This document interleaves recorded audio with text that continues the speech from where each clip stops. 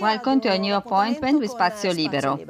Today we are going to speak about an interesting study of gene therapy for the cure of a rare form of muscular dystrophy. It's called beta-sarcoglycanopathy. It's a project funded by families belonging to Gruppo Familiare Beta-Sarcoglycanopathiae, known as GFB onlus. I'm going to introduce our hosts. It's with us the president of GFB onlus, Beatrice Evola. Good morning. Professor Antonio Gambino, director of the Simple Transplant Cardiac Department of the Padova Hospital. Good morning. And it's also with us Mrs. Alessia Muraro, affected by a beta-sarcoglycanopathy that caused a dilated cardiomyopathy, and for this reason she has undergone a delicate surgery. Good morning. Thank you to everybody for being here. So, Mrs. Vola, what are beta-sarcoglycanopathies? A very difficult name, so please simplify the meaning of this word and which are the target organs. So it's a rare form of limbogirdle muscular dystrophy. There are other similar diseases. It's characterized by a defect in one gene only. This altered gene causes the lack of a protein that is different from one disease to another. And in our case, the missing protein is the beta-sarcoglycan.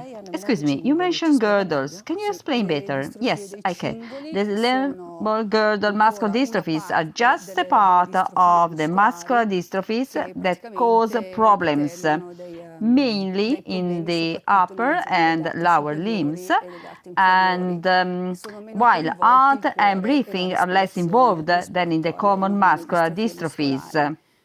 Basically, the disease occurs in the first years of life, at around the age of 5 in the most serious forms, and at around 10-12 years old, the loss of working ability occurs. We still speak about the serious forms, while in the less serious ones, this can happen even at around 50. How was the project of funding gene therapy born? The gene therapy employs adenoviral vectors, and this vector takes the healthy gene into the cell, and this allows the cell to produce the missing protein, solving some of these patients' problems. In 2010, there was nothing about our disease, no research, no studies on patients, and no funding.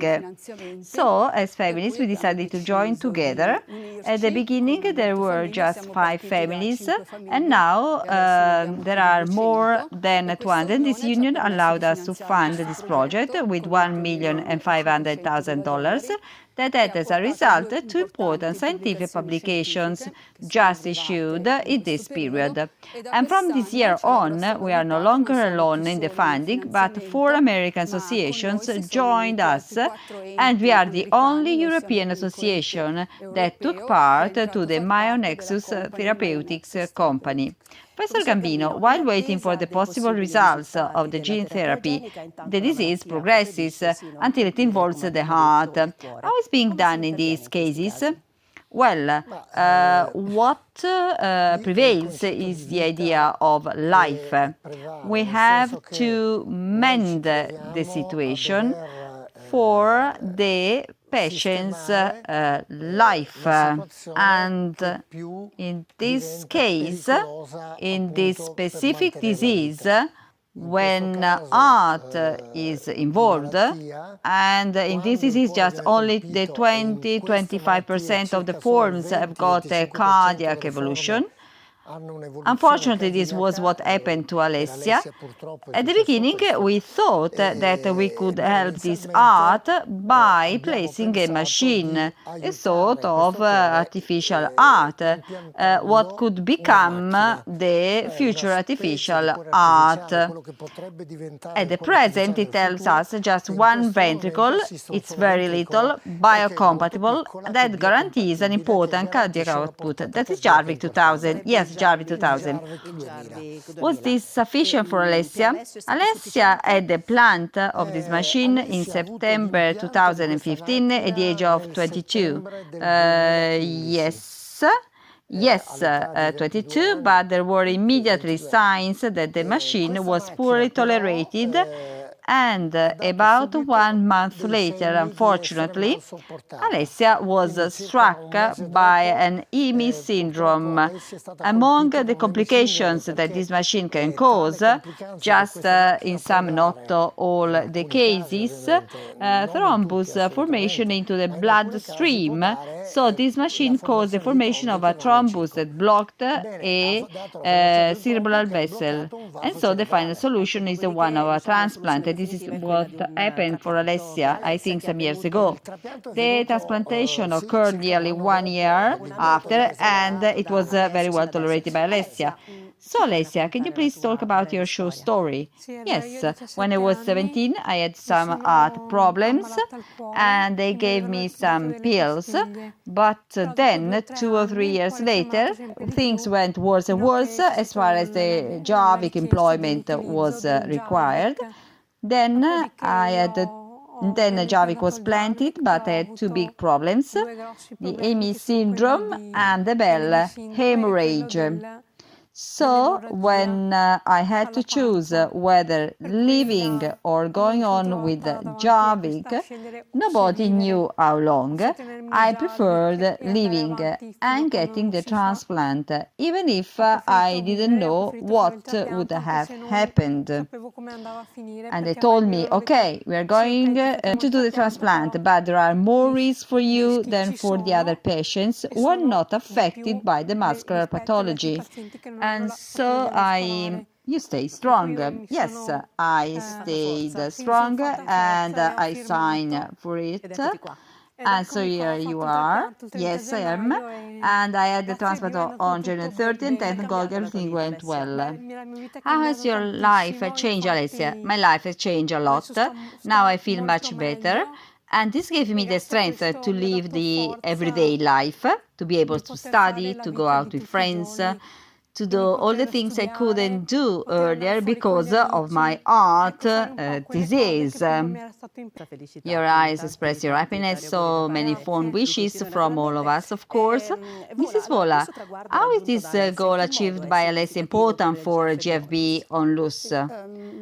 Well, we realized with doctors in Columbus as well that these patients have cardiac problems, even if not such an acute form as Alessia's one, but they've got a very weak and under great stress heart, and they take drugs, and the situation is kept under control by taking drugs. So last year we changed the project that we had at the beginning. At the beginning we had the project involved the muscular promoter that had to take the gene therapy to the muscles, but by healing the muscles, patients move more and heart is more and more under stress. So they thought that therapy had to reach the heart as well.